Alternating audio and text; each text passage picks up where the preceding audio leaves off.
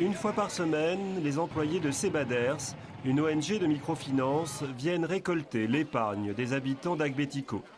Dans ce village de l'Est du Togo, 600 foyers ont bénéficié d'un prêt pour démarrer ou développer leur activité.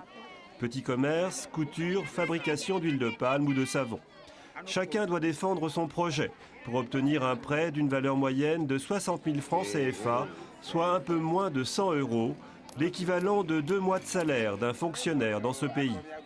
Une mise de départ de 20 000 € amenée par l'ONG Al-Defi a suffi à lancer cette initiative.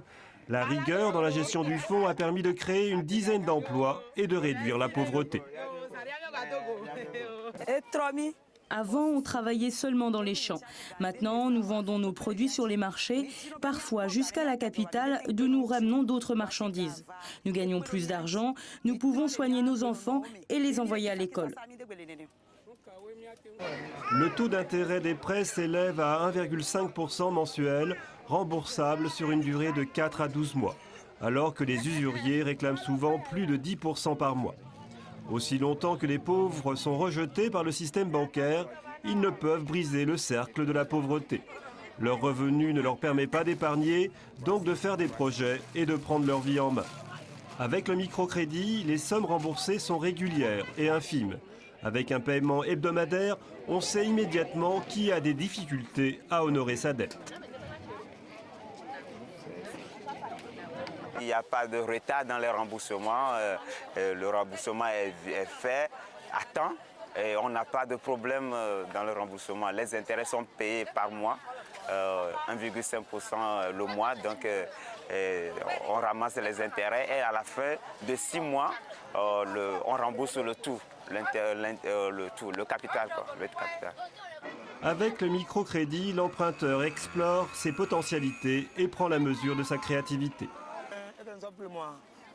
J'ai obtenu un prêt de 200 000 francs CFA pour acheter une moto. J'emmène les gens dans les villages. Et je peux rembourser presque 30 000 francs CFA chaque mois. Je peux ainsi aider ma mère et mon petit frère. En créant les premières richesses et les premiers échanges, le microcrédit a mis en mouvement tout le village. Il a donné le goût de l'initiative à une population qui n'a d'habitude aucun accès au système bancaire. Les banques traditionnelles demandent toujours de nombreuses garanties financières. Il faut également savoir lire et écrire pour remplir les formulaires. Finalement, les banques ne prêtent qu'aux riches. Avec le microcrédit, le lien repose sur la confiance réciproque. Les pauvres ont à cœur de réussir parce qu'ils le doivent, ils n'ont pas le choix. D'ailleurs, ils remboursent très bien. En 3 ans d'expérience, il n'y a eu que 2% d'échecs. Ici, ce ne sont pas les gens qui vont à la banque, mais la banque qui va vers eux. Car beaucoup n'oseraient pas franchir les portes d'une agence bancaire. Dans mon village, aucune femme n'a jamais été à la banque, dans n'importe quelle banque dans ce pays, aller faire un prêt.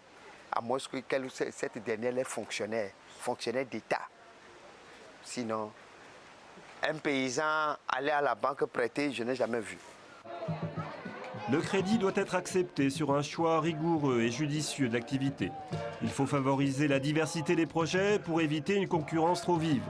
Encourager les activités artisanales, créatrices de valeur et pas simplement le petit commerce.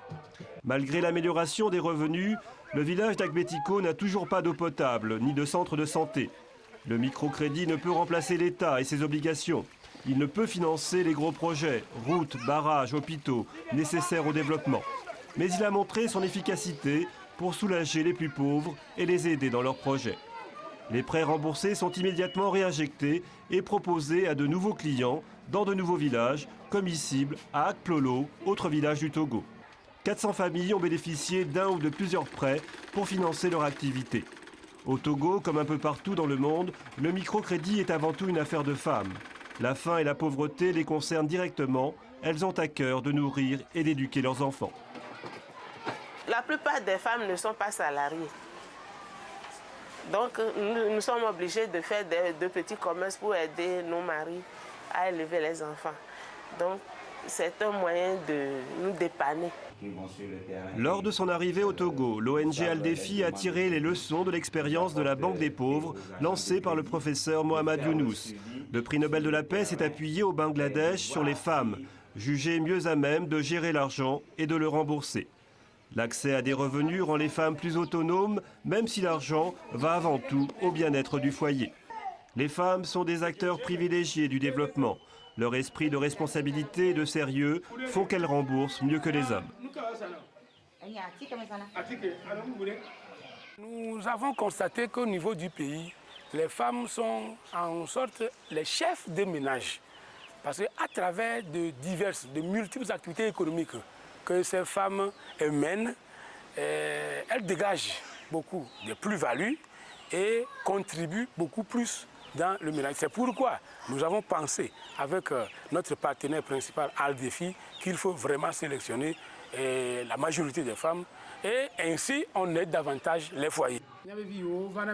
L'ONG française Aldefi, créée en 2002, s'est donné pour mission de mettre cet outil au service d'un nombre accru de personnes chaque année au Togo, au Mali, au Burkina Faso et au Maroc, tout particulièrement en direction des femmes.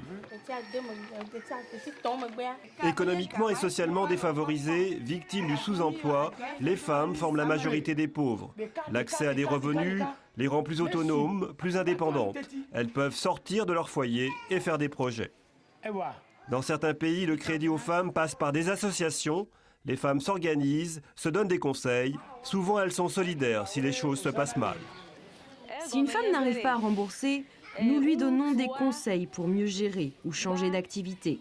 Nous pouvons aussi l'aider financièrement pour passer un cap difficile. D'une région à l'autre, on n'a pas nécessairement la même approche du crédit. Certaines personnes sont très réticentes face à l'endettement.